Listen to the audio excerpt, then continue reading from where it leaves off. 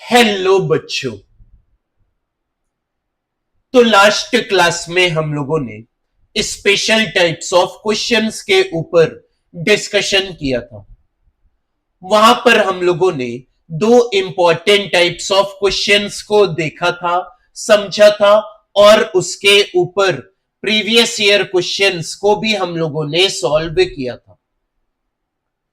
So let us move to the next topic, which is estimation of integrals.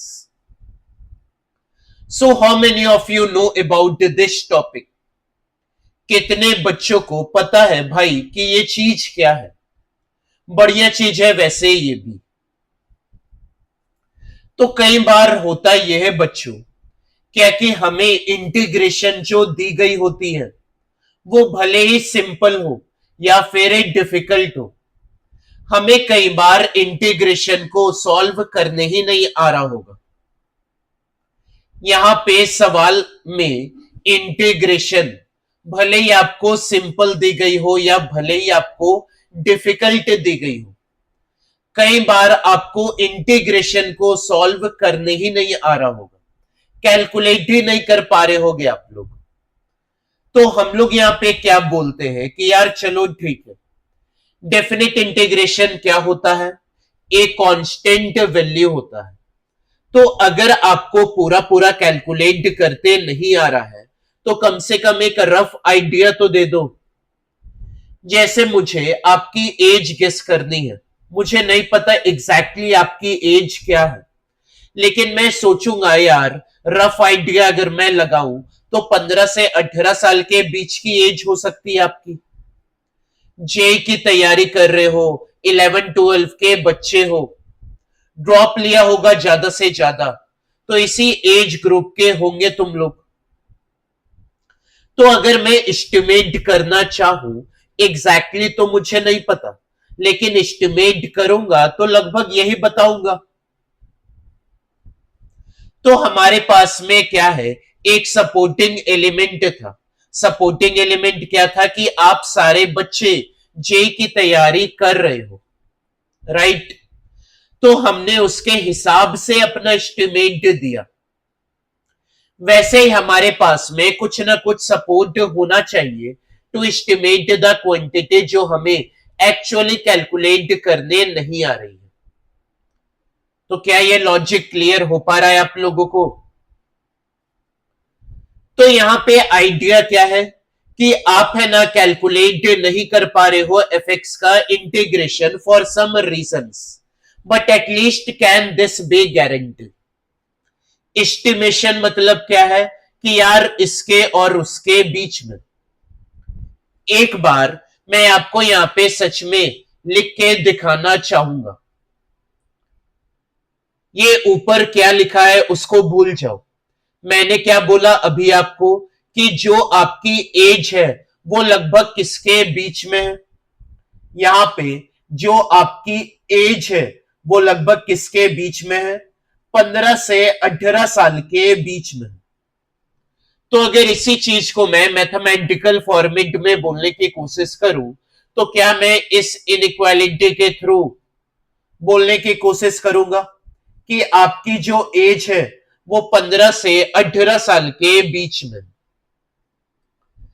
तो estimation जो आता है वो हमेशा इनइक्वालिटी के फॉर्मेट में आएगा, इसमें किसी को दिक्कत? एस्टिमेशन के आंसर्स हमेशा इनइक्वालिटी के फॉर्मेट में ही मिलेंगे। तो यहां पे देखो इनइक्वालिटी का चर्चा होने वाला है, तो डरना नहीं। तो आप मुझे बताओ कि एफ एक्स का इंटीग्रेशन का जो आंसर है उसका मॉड मैं लू, एफ एक्स का इंटीग्रेशन का जो आंसर है उसका मॉड मैं लू, या फिर एफ एक्स का पहले मॉड ले लू और उसके बाद में मैं उसका इंटीग्रेशन करूं? यहां पे एफ एक्स का पहले मॉड ले लू और फिर इंटीग्रेशन करूं?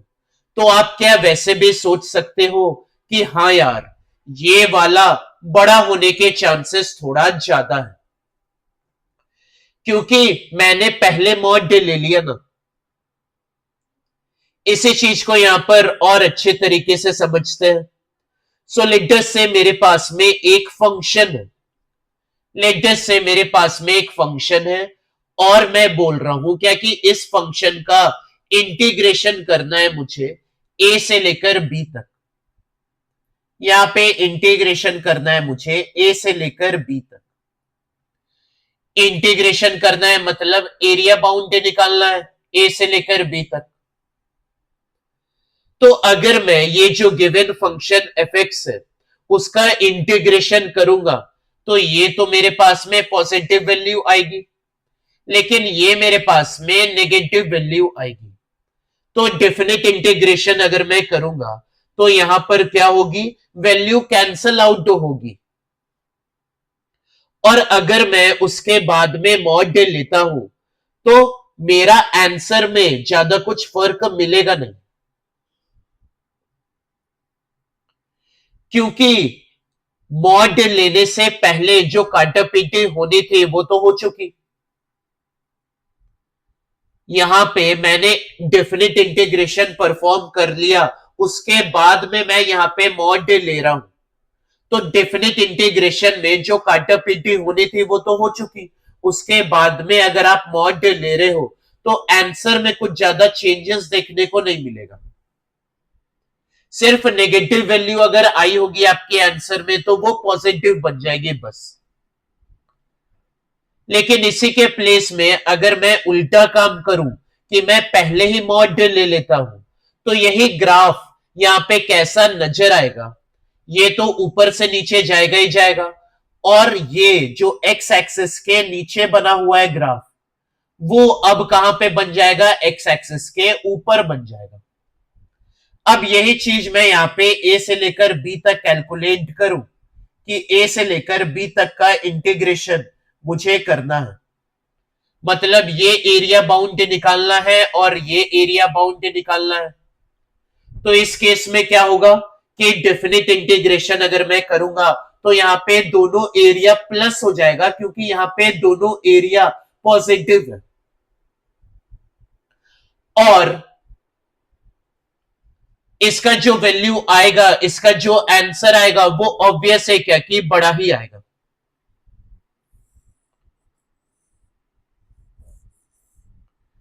तो एक इनइक्वालिटी लिखने का तरीका ये होता है कि पहले मॉड लेने से हमें बड़ी वैल्यू मिल रही होती है, पहले मॉड ले लो और उसके बाद में इंटीग्रेशन करो तो हमें बड़ी वैल्यू मिलेगी हमेशा। हालांकि ये बहुत बेसिक आइडिया है, एक और अच्छा आइडिया लाने की कोशिश करते हैं। सेकेंड बेसिक आइडिया ये है कि अगर मेरे पास में दो फंक्शंस है जिनके बारे में मुझे पहले से पता है कि कौन बड़ा है कौन छोटा है। मेरे पास में यहां पे दो फंक्शन है, एक फंक्शन है एफ ऑफ एक्स और दूसरा फंक्शन है जी ऑफ एक्स। यहां पे मुझे पता है क्या कि यहां पे एफ ऑफ एक्स बड़ा है, मतलब वो ऊपर है। बड़ा मतलब क्या होता है, y की वैल्यू बड़ी है उसकी। तो इफ आई ऐसा है, ड्रॉ फिगर लाइक दिस, सुनना ध्यान से कि भाई एक तो मेरे पास में हो गया एफ ऑफ एक्स और एक मेरे पास में हो गया जी ऑफ एक्स। यहां पे एक फंक्शन जो है मेरे पास में वो है आपका एफ ऑफ एक्स, और यहां पे दूसरा फंक्शन जो है आपका वो है जी ऑफ एक्स। अब मुझे यहां पे जाना है सिर्फ मात्र ए से लेकर बी तक। यहां पे मुझे ए से लेकर बी तक का इंटीग्रेशन निकालना है।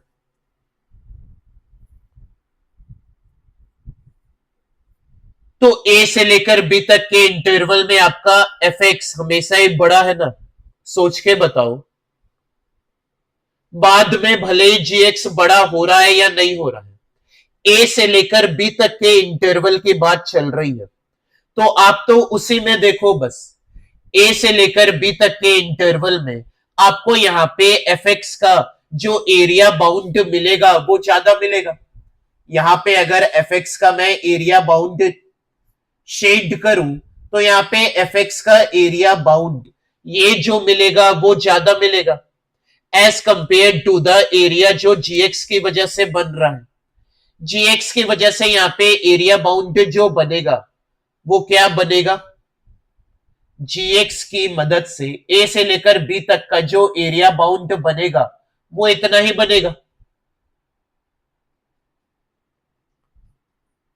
और इंटीग्रेशन से ही तो एरिया आता है, तो अगर एफ एक्स से बड़ा होगा जी एक्स से तो उसका इंटीग्रेशन भी बड़ा होगा जी एक्स से, क्योंकि इंटीग्रेशन से ही तो एरिया आता है। तो यहाँ पे ऑब्वियस है क्या कि अगर मेरे पास में यहाँ पे दो फंक्शन है, एक एफ ऑफ एक्स है और दूसरा जी ऑफ एक्स है, और हमें पता है क्या कि कौन सा फंक्शन बड़ा है, तो उसका एरिया बाउंड भी बड़ा आएगा, मतलब उसका इंटीग्रेशन भी बड़ा होगा। तो यही चीज को यहाँ पे ऊपर लिखा गया है क्या कि अगर मेरा एफ ऑफ एक्स बड़ा है जी ऑफ एक्स से तो उसका इंटीग्रेशन भी मेरा बड़ा होगा, मतलब एफ ऑफ एक्स का इंटीग्रेशन भी मेरा बड़ा होगा। यहाँ पे स्पेशल केस क्या है कि अगर एफ एक्स बड़ा है जीरो से तो उसका एरिया बाउंडेड भी पॉजिटिव होगा, तो हाँ ऑब्वियसली है भाई। तो ये जो स्पेशल केस है वो कुछ ज्यादा ही सिंपल हो गया, हम तो जो है वो ऊपर वाले को ही मेन मानकर चलेंगे।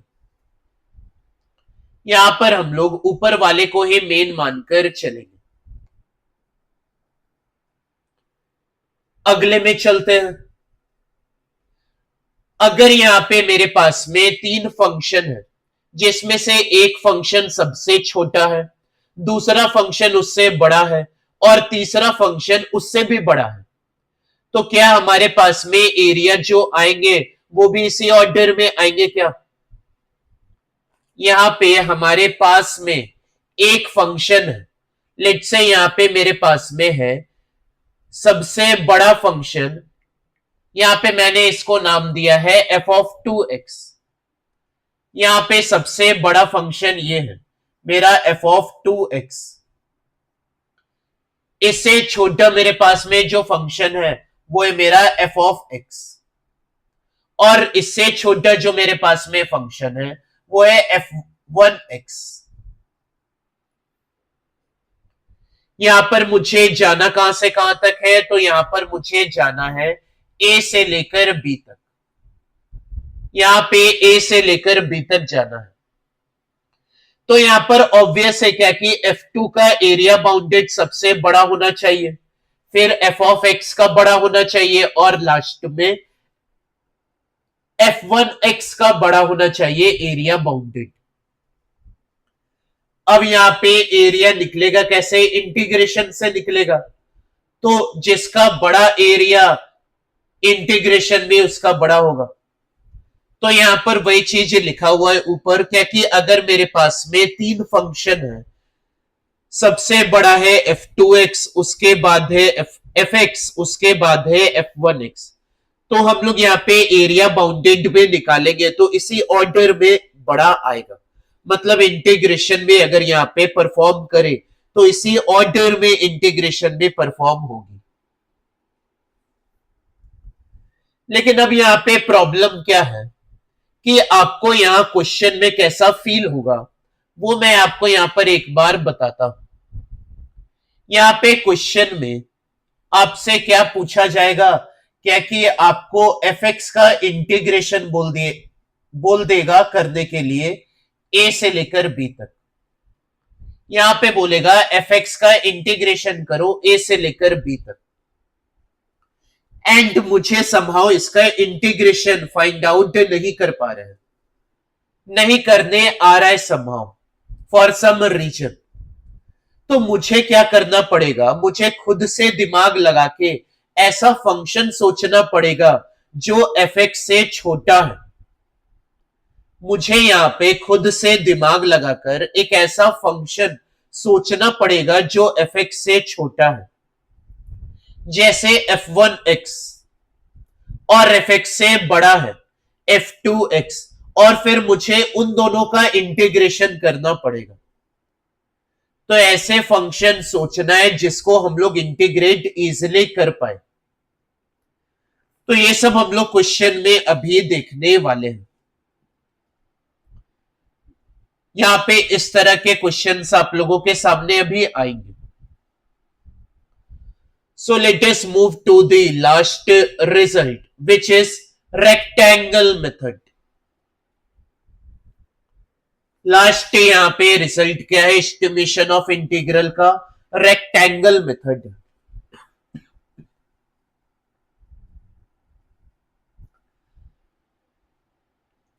अब यहां पे देखो, ये रेक्टेंगल मेथड काफी इंटरेस्टिंग है। रेक्टेंगल में हम क्या बोल रहे हैं कि देखो, आपको एस्टिमेट निकालना है ना, तो आप यहां पे मैक्सिमम मिनिमा का इस्तेमाल कर सकते हो। सुनना ध्यान से, ये कंसेप्ट आपको ऐसे ही समझ आ जाएगा। थर्ड वाला रिजल्ट जो अभी हम लोगों ने किया, उसका जब तक क्वेश्चन नहीं सॉल्व करेंगे तब तक समझ नहीं आएगा अच्छे से, लेकिन ये वाला आपको तुरंत समझ आ जाएगा। इसके सवाल आप खुद ही लगा सकते हो, तो सुनना ध्यान से सभी लोग। यहां पे अगर आपके पास में ऐसा कुछ ग्राफ है एफ ऑफ एक्स का, यहां पे आपके पास में ऐसा कुछ ग्राफ है एफ ऑफ एक्स का,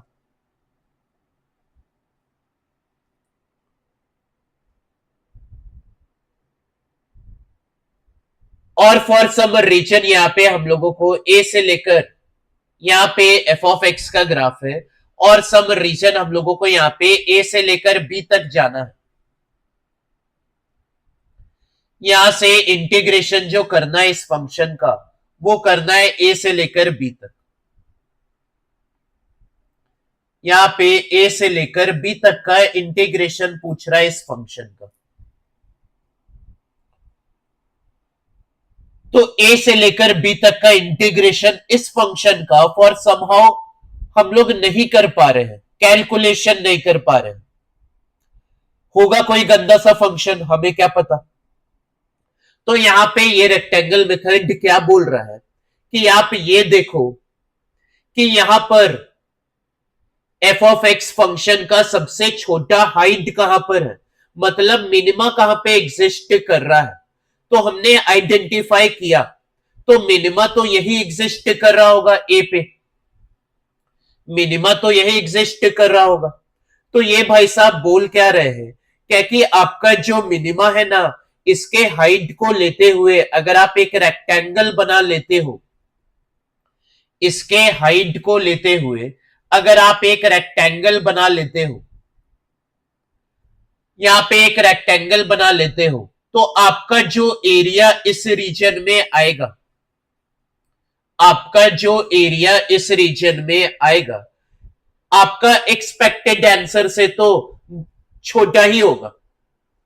मतलब आपका जो भी आंसर आएगा वो बड़ा ही होगा इस एरिया वाले से। यस और नो? क्योंकि एक्सपेक्टेड आंसर में तो इतना सारा कुछ अभी भरा पड़ा है, एक्सपेक्टेड आंसर में तो इतना खाली पड़ा हुआ है। मुझे कोई इंटीग्रेशन जब पूछता है तो मुझे एरिया दिमाग में आना चाहिए, एरिया जो उसके नीचे कवर हो रहा है।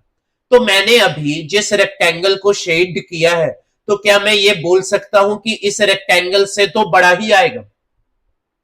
जैसे मैंने सोचा कि मेरे सामने जेई के बच्चे बैठे हैं, तो इनकी एज कम से कम 15 साल तो हो ही गई होगी।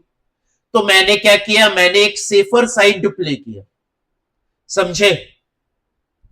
और वैसे ही एक सबसे बड़ा वाला जो रेक्टेंगल बन सकता है उसको भी बना लेते हैं, और सबसे बड़ा वाला रेक्टेंगल बनेगा मैक्सिमा वाले हाइट की मदद से। तो मैक्सिमा एक हॉरिजॉन्टल लाइन ड्रॉ करते हैं, यहाँ पे सबसे बड़ा वाला रेक्टेंगल बनेगा मैक्सिमा वाले हाइट की मदद से, और एफ एक्स का मैक्सिमा आएगा इसी पॉइंट पे। तो यहाँ पे भी एक रेक्टेंगल हम लोग बनाते हैं। लेट्स से हम लोग यहाँ पे जो मिनिमा आया है फंक्शन का उसको स्मॉल एम से डिनोट कर रहे हैं, और मैक्सिमा आया है जो फंक्शन का उसको हम लोग कैपिटल एम से डिनोट कर रहे हैं।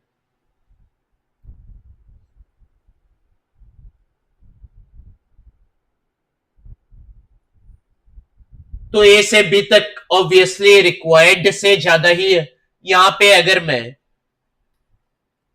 मैक्सिमा वाले रेक्टेंगल को अगर शेड करूं, यहां पे मैक्सिमा वाले रेक्टेंगल को शेड करूं, मतलब इसको मैं पूरा शेड करूंगा,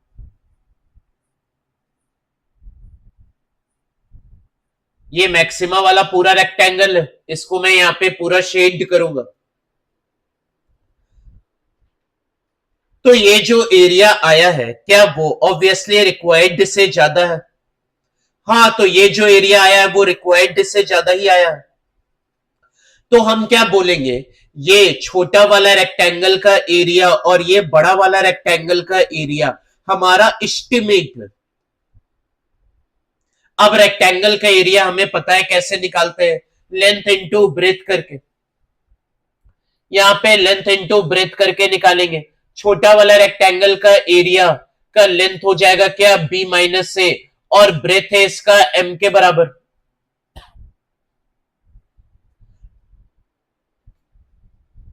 और उसी तरह यहां पे बड़ा वाला रेक्टेंगल का एरिया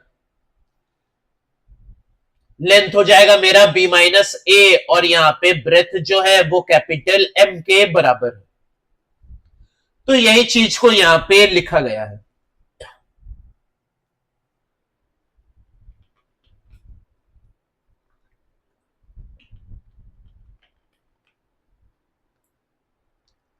तो यही चीज को यहां पे लिखा गया है क्या कि आप रेक्टेंगल मेथड की मदद से एस्टिमेट बता सकते हो।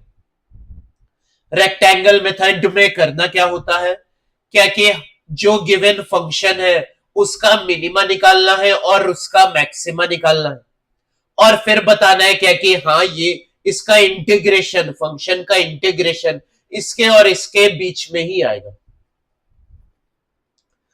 तो आगे बढ़ते हैं, अब यहां पर सवाल के थ्रू अपने कंसेप्ट को स्ट्रॉन्ग करने की कोशिश करते हैं। यहां पे देखते हैं सवाल कैसे कैसे आते हैं, और सवाल के थ्रू ही यहां पे अब अपने कंसेप्ट पे पकड़ बनाने की कोशिश हम लोग करेंगे।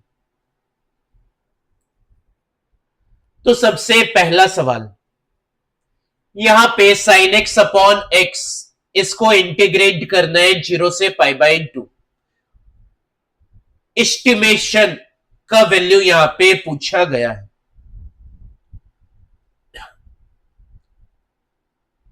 एस्टिमेशन पूछ रहा है मतलब उसको भी पता है इंटीग्रेशन नहीं हो पाएगा।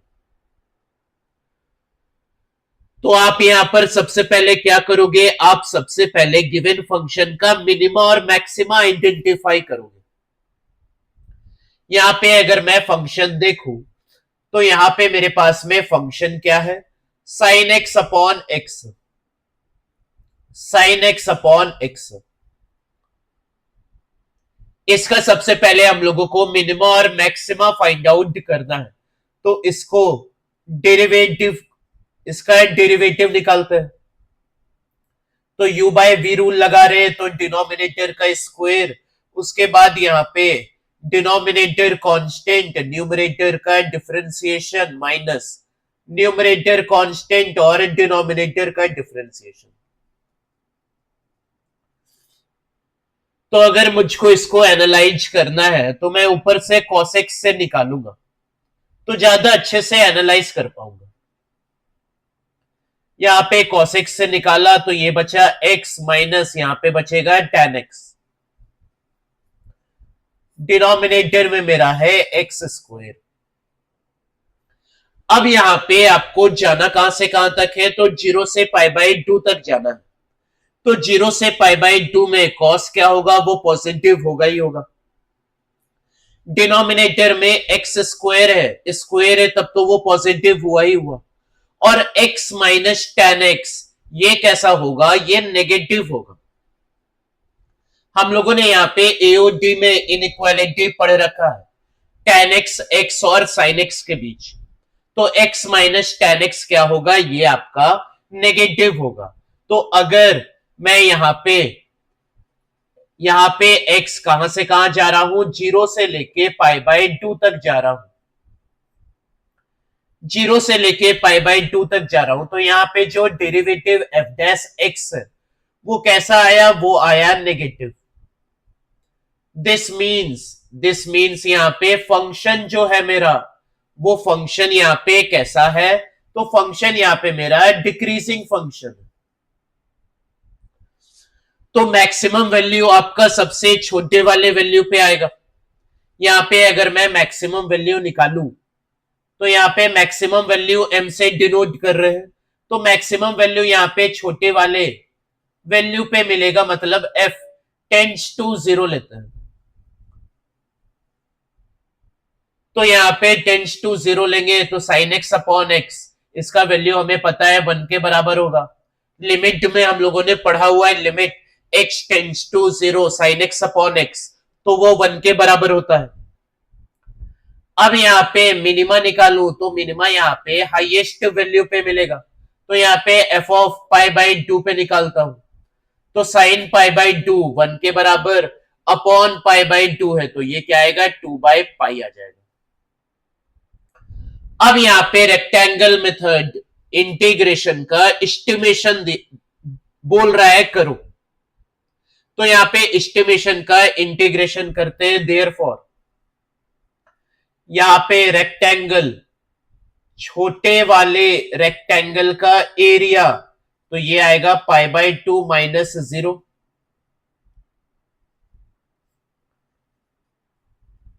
ये आपका एफ ऑफ एक्स जिसका बोला था एस्टिमेशन निकालने के लिए, तो ये sine X upon X times of DX, और बड़े वाले रेक्टेंगल का एरिया तो 1, ये आएगा पाई बाई 2 माइनस 0। तो इसका वैल्यू यहाँ पे आ जाएगा क्या 1 के बराबर, और यहाँ पे इसका वैल्यू आ जाएगा पाई बाय 2 के बराबर। तो ये जो क्वेश्चन था इसका इंटीग्रेशन बोल रहा था करने, तो हमने यहाँ पे एस्टिमेट बता दिया क्या कि इसका जो भी आंसर आएगा वो 1 से लेकर पाई बाय 2 के बीच में ही होगा। तो सवाल को यहाँ पे आप लोगों को ऐसे ही सॉल्व करना है। अगले सवाल की तरफ यहाँ पे मूव करते हैं। तो यहाँ पे नेक्स्ट एस्टिमेशन निकालना है e to the power x square का। यहाँ पे इंटीग्रेशन 0 से लेके 1 तक के बीच में बोलाए करने। यहाँ पे दो मेथड से बोलाए, एक तो रेक्टेंगल मेथड से करो और दूसरा अप्रोप्रिएट फंक्शन लगाकर करो। तो यहाँ पे दोनों मेथड से हम लोग इस सवाल को सॉल्व करते हैं। तो सबसे पहला रेक्टेंगल मेथड को यहाँ पे यूज करते हैं। रेक्टेंगल मेथड में सबसे पहले क्या निकालना पड़ेगा, फंक्शन का मिनिमा और मैक्सिमा निकालना पड़ेगा। तो यहां पर मिनिमा और मैक्सिमा निकालने के लिए फंक्शन को सबसे पहले इंटीग्रेट करना पड़ेगा। तो यहां पर मेरे पास में जो फंक्शन है वो फंक्शन क्या है, e की पावर x स्क्वायर। यहां पे मैं डेरिवेटिव निकालता हूं एफ डैश एक्स, तो एफ डैश एक्स निकालूंगा तो यह आएगा 2x इंटू ई की पावर x स्क्वायर। यहाँ पे x क्या बोला है, 0 से लेके 1 बोला है, तो ये एफ डैश एक्स क्या आएगा, ऑलवेज पॉजिटिव आएगा। मतलब यहाँ पे जो मेरे पास में फंक्शन है वो कैसा है, इंक्रीजिंग फंक्शन है। तो यहाँ पे मिनिमा और मैक्सिमा वैल्यू निकालते हैं। यहाँ पे मिनिमा और मैक्सिमा निकालते हैं, तो मैक्सिमा वैल्यू जो मिलेगा वो 1 पे ही मिलेगा। तो यहाँ पे क्या आया, ई आ गया। यहाँ पे मिनिमा जो मिलेगा वो लोअर लिमिट में मिलेगा, मतलब एफ ऑफ 0, तो ई की पावर 0, मतलब ये 1 के बराबर आएगा। रेक्टेंगल मेथड मतलब छोटे वाले रेक्टेंगल का एरिया, यहां पे आएगा 0 से 1, ई की पावर x स्क्वायर, ये dx, और यहां पे आएगा बड़े वाले रेक्टेंगल का एरिया, तो e यहां पे आएगा 1 माइनस 0। तो इसका जो आंसर आएगा वो आएगा 1 से लेकर e के बीच में। इस इंटीग्रेशन का जो भी आंसर आएगा वो 1 से लेकर e के बीच में ही आएगा। तो यहां पे मैंने एस्टिमेशन निकाला है using rectangle method. Rectangle method में फंक्शन को डिफरेंशिएट करो, उसके बाद में यहां पे देखो फंक्शन इंक्रीजिंग है या डिक्रीजिंग। तो इस केस में यहां पे फंक्शन इंक्रीजिंग था। अब यहां पे दूसरा मेथड लगाते हैं विच इज अप्रोप्रिएट फंक्शन। तो यहां पे मेरे पास में जो फंक्शन है, यहां पे एफ ऑफ एक्स जो मेरे पास में है वो क्या है, ई की पावर एक्स स्क्वायर। अब इस फंक्शन से मुझे एक बड़ा और एक छोटा फंक्शन खोजना है। इस फंक्शन से मुझे एक बड़ा और एक छोटा फंक्शन खोजना है। यहां पे एक्स जो जा रहा है वो 0 से लेके 1 तक जा रहा है। तो आप मुझे सबसे पहले ये बताओ क्या कि एक्स स्क्वायर बड़ा होता है या फिर एक्स बड़ा होता है? यहां पे एक्स स्क्वायर बड़ा होगा या फिर एक्स बड़ा होगा? अगर मैं यहां पे एक्स को 0 से 1 तक लेकर जाता हूं तो इस केस में मेरा यहां पे कौन सा बड़ा होगा?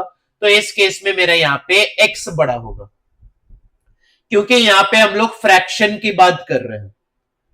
तो यहां पे x अगर 0 से लेकर 1 तक मैं जाऊंगा तो यहां पे x बड़ा होगा as compared to X square. तो यहां पे मुझे एक बड़ा फंक्शन मिल गया x। अब मैं यहां पे बोल सकता हूं क्या कि ये 0 से तो बड़ा ही है एक्स स्क्वायर। अब मैं यहां पे क्या करता हूं, यहां पे मैं e लगा देता हूं सारे साइड। तो यहां पे बनेगा e की पावर 0, यहां पे बनेगा e की पावर एक्स स्क्वायर, यहां पे बनेगा e की पावर x। इनइक्वालिटी यहां पे मेरा चेंज होगा नहीं। अब यहां पे मैं क्या कर रहा हूं, मैं यहां पे तीनों को इंटीग्रेट कर रहा हूं 0 से 1 के बीच में। तो e की पावर 0 dx यहां पे आएगा 0 से 1 e की पावर एक्स स्क्वायर dx, और लास्ट में आएगा 0 से 1 e की पावर x से dx। तो यहां पे इसको सॉल्व करूंगा तो इसका आंसर आएगा क्या, 1 के बराबर। इसका एस्टिमेशन पूछा ही था, और इसका यहां पे आएगा क्या, e-1। मतलब ये 1 से लेकर e-1 के बीच में रहेगा। पहले वाले मेथड से सॉल्व किया था तो यहां पे आया था 1 से लेकर e तक के बीच में रहेगा, लेकिन यहां पे बोला 1 से लेकर e-1 तक के बीच में रहेगा। मतलब this is the better estimation method as compared to the rectangle method. ये आपको बेटर एस्टिमेशन दे रहा है। जैसे यहां पर मैं आपको समझाऊं क्या कि मैं यहां पे ये बोलता हूं कि एज वाला ही बात लेता हूं कि किसी ने बोला क्या कि आपकी एज 15 से 18 साल के बीच में है, और आपकी एज मान लो 16 साल हुई है। आपकी एज यहां पे 16 साल हुई है। तो अगर कोई सेकंड पर्सन ये बोलता है कि आपकी एज 15 से लेके 17 के बीच में है, 15 से लेके 17 के बीच में है, तो उसका एस्टिमेशन ज्यादा अच्छा हुआ मेरे एस्टिमेशन से। मेरा एस्टिमेशन क्या था, क्या कि मैंने यहां पे बोला था 15 से 18 के बीच में होगी, लेकिन किसी और ने बोला कि 15 से 17 के बीच में होगी। सो उसका एस्टिमेशन अच्छा हुआ मेरे से। तो यहां पर हम लोग जो सेकेंड मेथड यूज किए हैं, so this is the better estimation method as compared to the rectangle method. तो ये जो यहाँ पे सवाल अभी हम लोगों ने किया वो भी सवाल यहाँ पे बहुत अच्छा था। चलते हैं यहाँ पे नेक्स्ट सवाल में। अब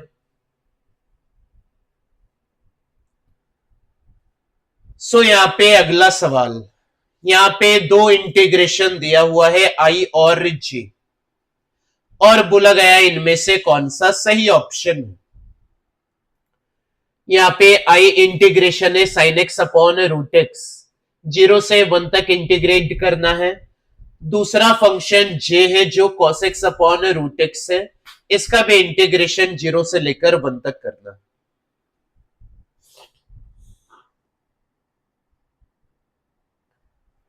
तो इस क्वेश्चन को यहां पर हम लोग कैसे सॉल्व करेंगे, आप लोग यहां पे ट्राई कर सकते हो। ये अच्छा सवाल है, आप लोग यहां पे ट्राई कर सकते हो। तो मैं तो यहाँ पे sine X upon root X का इंटीग्रेशन नहीं कर पा रहा हूं। यहाँ पे मैं sine X upon root X का इंटीग्रेशन नहीं कर पा रहा हूं, लेकिन यहाँ पे मेरे पास में एक आइडिया ये है क्या कि यहाँ पे मुझे पता है कि साइन एक्स, यहाँ पे मुझे पता है क्या कि साइन एक्स ये छोटा ही होगा एक्स। यहाँ पे मुझे इनइक्वालिटी पता है tan x x और sin x के बीच। तो इसके बेसिस में मैं ये बोल रहा हूं क्या कि यहाँ पे मैं अगर इसे डिवाइड कर देता हूं रूट एक्स से दोनों साइड, तो यहाँ पे इनइक्वालिटी जो है मेरी वो चेंज होगी नहीं।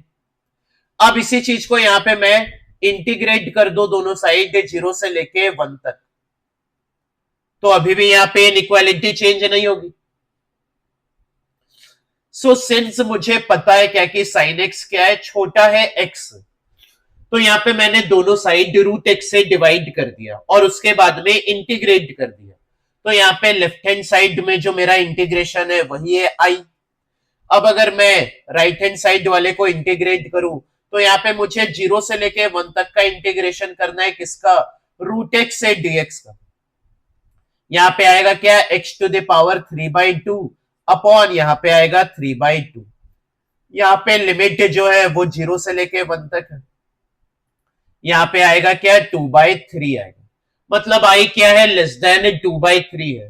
तो अगर मैं यहाँ पे ऑप्शन देखूं तो पहला वाला ऑप्शन और लास्ट वाला ऑप्शन तो ऐसे ही कैंसिल हो गया, मतलब बी और सी में ही कुछ होगा, बी और सी ऑप्शन में ही कोई सही ऑप्शन होगा। अब मुझे यहां पे जे का इंटीग्रेशन परफॉर्म करना है, तो cos x upon root X दिखने में एकदम सिंपल सा एक्सप्रेशन है। यहां पे मेरे पास में जो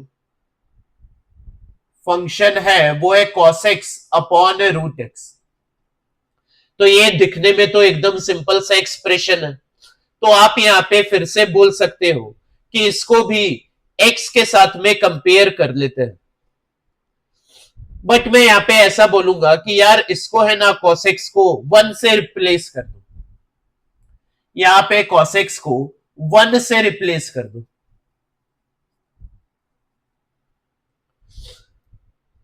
अभी गो विद द फ्लो। तो आप अगर यहां पे ये करते हो cos x को कि हम लोग यहां पे यार 1 से रिप्लेस कर देते हैं और फिर यहां पे इंटीग्रेशन का आंसर निकालते हैं, 0 से लेके 1 और ये भी 0 से लेके 1। इनइक्वालिटी जो है वो ये है, cos x का वैल्यू जो होगा वो 1 से छोटा ही होगा, इसीलिए यहाँ पे ऐसा इनइक्वालिटी दी है। इसमें किसी को दिक्कत नहीं आनी चाहिए। तो यहाँ पे लेफ्ट हैंड साइड में मेरा क्या है, जे है, इज लेस देन, यहाँ पे मैं इंटीग्रेट करूं तो क्या बनेगा, x की पावर 1/2 अपॉन 1/2। 0 से लेके 1 तक जाऊंगा तो यहाँ पे क्या आएगा, 2 आएगा। मतलब j इज लेस देन 2 आया। मतलब यहाँ पे मैंने ऑप्शन तो खोज लिया कौन सा सही है, तो ऑप्शन बी सही है।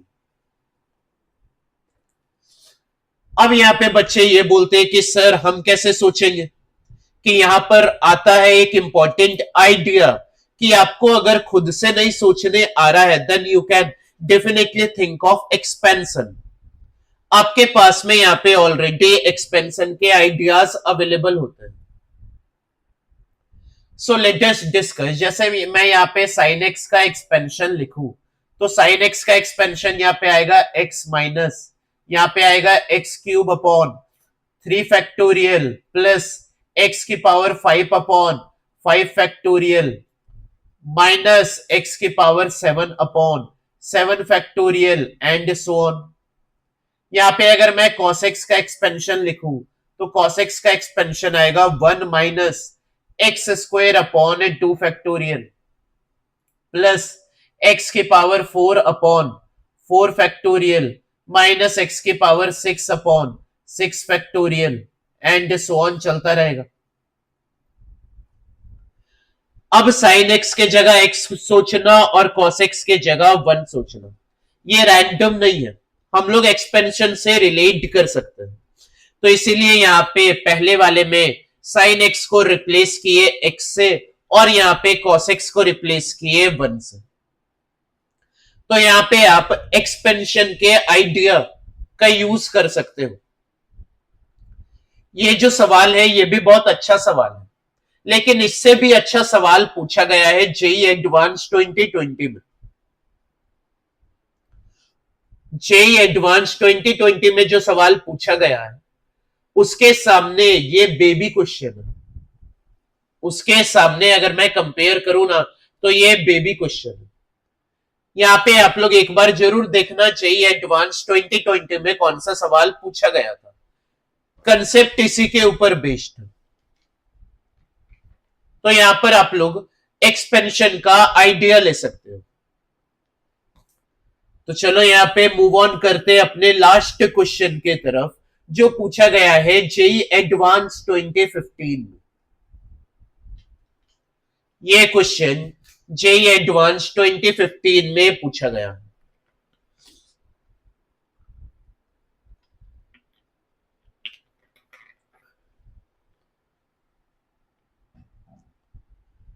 तो सबसे पहले तो बताओ इसको इंटीग्रेट करने का दम है क्या किसी को? इसको इंटीग्रेट करने का क्या दम है किसी को? यहां पे एफ डैश एक्स आपको दिया गया है, यहां पे एफ डैश एक्स आपको दिया गया है और यहां पे आपको एफ एक्स का इंटीग्रेशन करना है 1/2 से लेके 1 तक के बीच। आपके पास में यहां पे अवेलेबल क्या है? एफ डैश एक्स अवेलेबल है और आपको यहां पे एफ एक्स का इंटीग्रेशन करना है। तो सबसे पहले एफ डैश एक्स को इंटीग्रेट करके एफ एक्स लाना होगा और फिर एफ एक्स का इंटीग्रेशन करना होगा। अब यहां पे एफ एक्स का भी इंटीग्रेशन जो पूछा गया है उसकी भी एग्जैक्ट वैल्यू नहीं पूछी गई है, वो किसके किसके बीच में होगा ये मुझे पता करके बताना है। एफ डैश एक्स से दिया है उसको इंटीग्रेट करेंगे तो एफ एक्स आएगा, उसके बाद फिर से एफ एक्स को इंटीग्रेट करना होगा 1/2 से लेकर 1 तक, तो मुझे पता चलेगा ये किसके किसके बीच पे लाई करेगा। तो यहां पे मुझे स्मॉल एम और कैपिटल एम का वैल्यू बताना। तो यहां पर हम लोग क्या करेंगे, यहां पर कैसे सोचेंगे? तो यहां पर हम लोग एफ डैश एक्स के टाइम से ही एस्टिमेशन लगाना शुरू कर देते हैं। यहां पे एफ डैश एक्स के टाइम से ही हम लोग यहां पे एस्टिमेशन लगाना शुरू कर देते हैं। तो सबसे पहले तो आप मुझे ये बताओ कि आपको एक्स क्यूब ज्यादा गंदा लग रहा है या फिर साइन की पावर 4 पाई एक्स से ज्यादा गंदा लग रहा है? अब यहां पे दोनों मत बोल देना आप लोग। साइन की पावर 4 है तो इसकी वैल्यू साइन की पावर 4 है तो इसका जो भी वैल्यू आएगा वो 0 से लेकर 1 तक ही आएगा। क्या आप ये सोच पा रहे हो? यहां पे साइन की पावर 4 पाई एक्स है, मैं उसको रिप्लेस करने के बारे में सोच रहा हूं क्योंकि मुझे वो गंदा लग रहा है, उससे ज्यादा अच्छा लग रहा है एक्स क्यूब। यहाँ पे साइन की पावर जो 4 दी गई है उसको मैं यहाँ पे हटाने के बारे में सोच रहा हूं। तो यहाँ पे साइन की पावर 4 है तो इसकी वैल्यू जो भी होगी वो 0 से लेकर 1 तक ही होगी। इवन पावर है तो 0 से लेकर 1 तक ही होगा इसका रेंज। तो अगर मैं यहाँ पे साइन की पावर 4 पाई एक्स को 1 कर देता हूं तो उससे बड़ा डिनोमिनेटर तो हो ही नहीं सकता है। साइन की पावर 4 पाई एक्स को 1 के बराबर कर दूं तो उससे बड़ा डिनोमिनेटर तो हो ही नहीं सकता है। That is the maximum denominator that I can create, मतलब that is the least value of f dash x that I can imagine. यहां पे अगर डिनोमिनेटर को मैक्सिमम कर दे हम लोग, यहां पे डिनोमिनेटर को मैक्सिमम कर दे हम लोग तो न्यू यहां पे एफ डैश एक्स क्या होगा? मिनिमम होगा। तो डिनोमिनेटर मैक्सिमम कब होगा? जब साइन की पावर 4 पाई एक्स मैक्सिमम होगा। तो साइन की पावर 4 पाई एक्स मैक्सिमम यहां पे क्या हो सकता है? 1 के बराबर हो सकता है।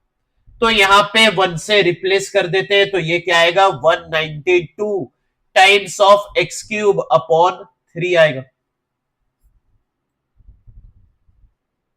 सो मैक्सिमम डिनोमिनेटर यहां पे हम लोग ये क्रिएट किए, that is the least value of F dash X that I can imagine. अब यहाँ पे अगर डिनोमिनेटर को सबसे छोटा बना दे तो एफ डेस एक्स का वैल्यू जो आएगा वो सबसे बड़ा आ जाएगा। तो यहाँ पे डिनोमिनेटर को छोटा बनाने के लिए साइन की पावर 4 पाई एक्स को 0 के बराबर पुट कर दो। तो यहाँ पे क्या आएगा 192 times of x cube upon यहाँ पे 2 आ जाएगा। मतलब एफ डैश एक्स का वैल्यू जो भी आएगा वो इसके और इसके बीच में ही आएगा। यहाँ पे कैंसल आउट करूं तो 3 का टेबल से ये मैं काट सकता हूं 64 बार में, 2 के टेबल से यहाँ 9 और ये 6।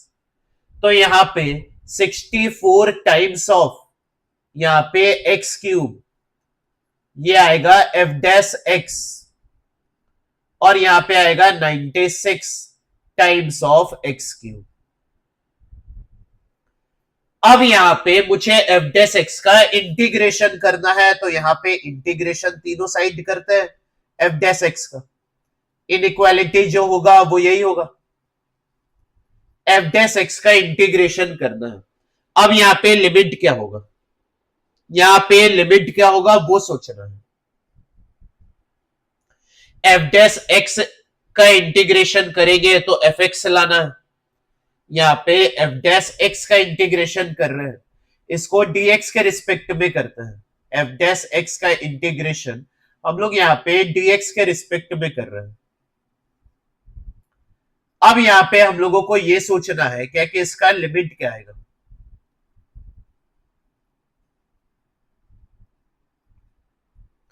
तो यहाँ पे एफ एक्स का लिमिट अगर मैं देखूं तो 1/2 से लेकर 1 तक गया है, तो एफ डैश एक्स से मुझे एफ एक्स लाना होगा पहले। एफ डैश एक्स से मुझे एफ एक्स लाना होगा पहले। तो अगर मैं यहाँ पे लिमिट 0 से 1 लगाऊं, 0 से 1 लगाऊं, तो इसका इंटीग्रेशन क्या आएगा एफ ऑफ एक्स आएगा, और लिमिट क्या है 1 से 0, मतलब ये क्या बनेगा F of 1 minus F of 0 बन जाएगा। तो यहां पे हम लोगों को तो कांस्टेंट मिलेगा, एफ ऑफ एक्स तो मिला ही नहीं। यहां पे एफ ऑफ एक्स तो मिला ही नहीं हम लोगों को। तो यहां पे हम लोग जो लिमिट लगाएंगे वो लिमिट लगाएंगे 1/2 से लेके एक्स तक के बीच। यहाँ पे 1/2 से लेके एक्स तक के बीच में लिमिट लगाएंगे। 1/2 क्यों लिए, क्योंकि यहाँ पे 1/2 का वैल्यू हमें पता है किसके बराबर आता है, 0 के बराबर आता है। तो यहाँ पे 1/2 से लेके x के बीच तक का इंटीग्रेशन हम लोग फाइंड आउट कर रहे हैं। तो यहाँ पे परफॉर्म करते हैं, तो यहाँ पे क्या बनेगा 64, ये तो कांस्टेंट ही है, एक्स क्यूब का इंटीग्रेशन x की पावर 4 अपॉन 4, लिमिट जो है वो 1/2 से लेके x के बीच में है। ये जो बनेगा वो बनेगा F of x. F of x का यहाँ पे लिमिट जो आएगा वो भी आएगा 1/2 से x के बीच में। ये था 96 टाइम्स ऑफ x की पावर 4 अपॉन 4, लिमिट जो है वो 1/2 से x के बीच में। कैंसल आउट कुछ हो रहा है, तो ये कैंसल आउट हो रहा है कितना बार में, 16 बार में। ये आपका कैंसल आउट हो रहा है कितना बार में, 24 बार में। तो यहाँ पे क्या बना 16, अपर लिमिट पुट करेंगे तो x की power 4 minus 1/16 less than equal to, ये क्या आएगा F of X minus F of 1/2 आ जाएगा। लेस देन इक्वल टू ये 24, ये आएगा x माइनस, ये भी आ जाएगा 1/16। अब यहाँ पे एफ ऑफ 1/2 का वैल्यू पता है, क्वेश्चन में गिवन है, ये 0 के बराबर है। अब यहाँ पे एफ एक्स का एस्टिमेशन पूछा है, तो यहाँ पे एफ एक्स का एस्टिमेशन करते हैं, कहां से कहां तक के बीच में पूछा है, तो 1/2 से लेके 1 तक के बीच में पूछा है। 1/2 से लेके 1 तक के बीच में पूछा है। यहाँ पे एलसीएम अगर लूं तो यहाँ पे न्यूमरेटर और ये 16 तो कैंसिल हो जाएगा, मतलब ये बचेगा 16 टाइम्स ऑफ x की पावर 4 माइनस 1 dx। यहां पे इंटीग्रेशन लेना है 1/2 से लेके 1 f ऑफ x से dx। यहां पे आएगा क्या आपका 1/2 से लेके 1, ये आ जाएगा 24 टाइम्स ऑफ, यहां पे x की पावर 4 होगा, 24 टाइम्स ऑफ x की पावर 4 माइनस ये आएगा 3/2 टाइम्स ऑफ dx। अब यहां पे 1/2 से लेके 1 तक हम लोगों को जाना है, तो यहाँ पे अगर आप इसका आंसर कैलकुलेट करोगे तो इसका आंसर जो आपको मिलेगा वो 2 पॉइंट समथिंग आपको यहाँ पे इसका इंटीग्रेशन का आंसर मिलेगा। और आप जब इसको कैलकुलेट करोगे तो इसका आंसर जो आपको मिलेगा वो मिलेगा आपको 3 पॉइंट समथिंग। इसका इंटीग्रेशन मैं एक्सपेक्ट कर सकता हूं क्या कि आप लोग यहाँ पे खुद से परफॉर्म कर लोगे, तो यहाँ पे एक बार आप लोग खुद से परफॉर्म करना। यहाँ पे आंसर जो आपको मिलेगा वो 2 पॉइंट समथिंग से लेके 3 पॉइंट समथिंग के बीच में मिलेगा। तो यहां मैं अगर ऑप्शंस को अब देखूं तो यहाँ पे ऑप्शंस को अगर मैं देख रहा हूं तो यहाँ पे कौन सा ऑप्शन सही है। एम बोला है 13, बड़ा एम बोला है 24। यहां पर मेरा जो आंसर आया है यहाँ पे नंबर लाइन पे बनाऊं तो यहाँ पे आपका 2 पॉइंट समथिंग आया है, 2 पॉइंट समथिंग से यहाँ पे 3 पॉइंट समथिंग, इंटीग्रेशन इसी के बीच में है। तो यहाँ पे अगर मैं ऑप्शन देखूं तो यहाँ पे ऑप्शन क्या होगा आपका सही। यहाँ पे जो ऑप्शन सही होगा वो ऑप्शन होगा डी। यहाँ पे ऑप्शन जो सही है वो ऑप्शन है डी, मतलब छोटा एम जो आएगा वो इस साइड आएगा और बड़ा एम जो आएगा वो इस साइड आएगा। तो यहाँ पे ऑप्शन डी ही मैच कर रहा है।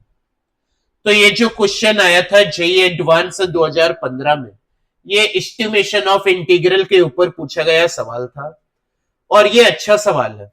हालांकि जेईई एडवांस बहुत तरह के सवाल पूछते हैं एस्टिमेशन ऑफ इंटीग्रल के ऊपर, तो यहाँ पे आप लोग इससे रिलेटेड क्वेश्चंस करने की तैयारी करना और यहाँ पे आप लोगों को जो भी प्रॉब्लम आएगा क्वेश्चन को सॉल्व करने में वो आप लोग यहाँ पे कमेंट सेक्शन पे बताना।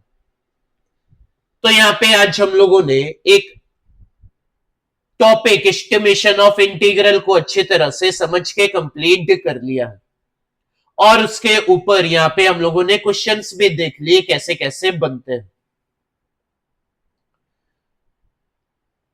तो आप लोग यहाँ पे बच्चों अच्छे से प्रैक्टिस करो क्योंकि जेईई मेंस बहुत ही नजदीक आ चुका है। आप लोगों के पास में 2 महीने ही बचे हुए, 2 महीने ही बचे हुए, तो 2 महीने में जितना रिवीजन कर सकते हो उतना रिवीजन करो। यहाँ पे नए क्वेश्चंस लगाने से बेहतर है क्या कि आप यहाँ पे पुराने जो क्वेश्चंस है, पुराना जो आपका थ्योरी है उसको कंप्लीट करने के ऊपर फोकस करो, क्योंकि आप जितना रिवीजन करोगे उतना ही थ्योरी आपको यहाँ पे डिटेल में समझ में आएगी। सो अगला लेक्चर यहाँ पे हम लोग करेंगे लेबनीज थ्योरम के ऊपर। So till then stay tuned and thank you.